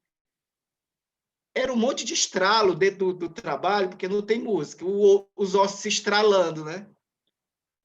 Aí eu disse, gente, agora, né? Porque eu não me aqueci, eu mordia, aí era o ombro. era não sei o quê, era o joelho. E aí o povo, olha o trabalho do silêncio, a questão desse corpo que ia se estralando, se abrindo, e esse pessoal, aí eu, tudo bem. Depois eu falei, gente, é porque eu não entrei aquecido. Né? Eu falei para a Ângela. Então, essa abertura no trabalho da improvisação, ela também nos coloca muitos ajustes, né?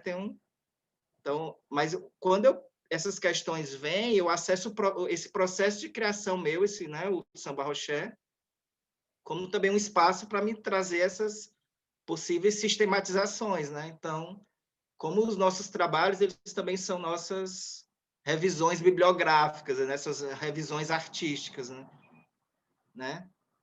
E na bibliografia, eu vejo muito olha, eu querendo a gente de novo. Eu vejo muitos trabalhos que falam dos artistas, mas que não citam os artistas, assim, se tem alguma produção do artista. Tem muitos artistas que estão escrevendo. A Sofia Nelpá, por exemplo, que no doutorado, eu trabalhei com falas e com depoimentos que ela deu em jornais, tudo, tentando buscar essa fala do artista para ver se aquilo criava algum tipo de composição, né? Ou de estar junto ali com essas outras referências, né? Então, talvez por isso que eu sempre digo que eu dancei o Samba Roché pela última vez em 2019.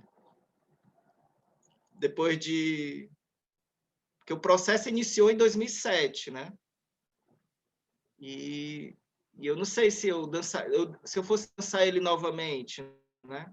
É dentro dele que eu ia encontrar as estratégias, né? Naquilo que eu lembro, que eu não lembro, das filmagens, do documento, da memória, né? Mas a questão coreográfica sempre vinha como fosse uma coisa impositiva, querendo tirar a improvisação do lugar dela, ficando coreográfico. Olha que questão que eu fazia. Está ficando coreográfico. Isso é uma questão, é medo, é receio. Aí está ficando coreográfico. Isso é como essa questão ela potencializa, mas também ela pode despotencializar, né? A improvisação.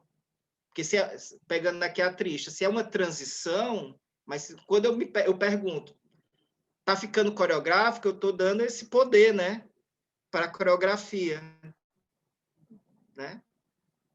E se ficar coreográfico? E se criar uma estabilidade? Parece nome de obra. O quê? Está ficando coreográfico? Está ficando coreográfico. A gente pode fazer, está ficando improvisado. Não ensaiou direito. Está improvisado. Teve uma aluna, uma ex-aluna minha, que falou assim, eu fui fazer o teste de habilidade específica, ensaiei a coreografia, esqueci tudo e improvisei. Aí eu falei assim, mulher, mas tu passou, tu tá aqui agora como aluna. Então, o improvisei, como se fosse assim, eu fiz de qualquer jeito. Pois esse seu de qualquer jeito lhe deu uma vaga numa universidade, num curso. Então, que qualquer jeito é esse, né? Aí ela falou, eu nunca tinha parado, porque ela falou como assim, eu improvisei. Como se fosse assim... Eu errei, mas deu certo, né? Errei, mas deu certo, né? Mas é isso, a minha questão do Samba Roché vinha muito isso, né? Vai ficar coreográfico, precisa ficar coreográfico, tu vai ensinar essa dancinha. Quando é que eu vou ver o Samba Roché de fato? Porque eu só vejo possibilidades, né? E aí depois o corpinho foi ficando cansado, não estava tão fitness, porque é um trabalho fitness, né, meu filho? Eu tenho que... Quando eu lembro, eu ficava só lembrando dos dançarinos de forró, esses de... Mas, Robert, isso não cai aí naquele lugar que a gente falou não antes com o Gabi, de que existe um conceito por trás do que tu estás fazendo. Tudo começou na tentativa de pensamentos, ideias, coisas que tu estava discutindo, refletindo com o próprio corpo. Então, no lugar de pensar nessa oposição, improvisação, coreografia, talvez seja justamente essa relação da partitura. A partitura aí sendo o que está...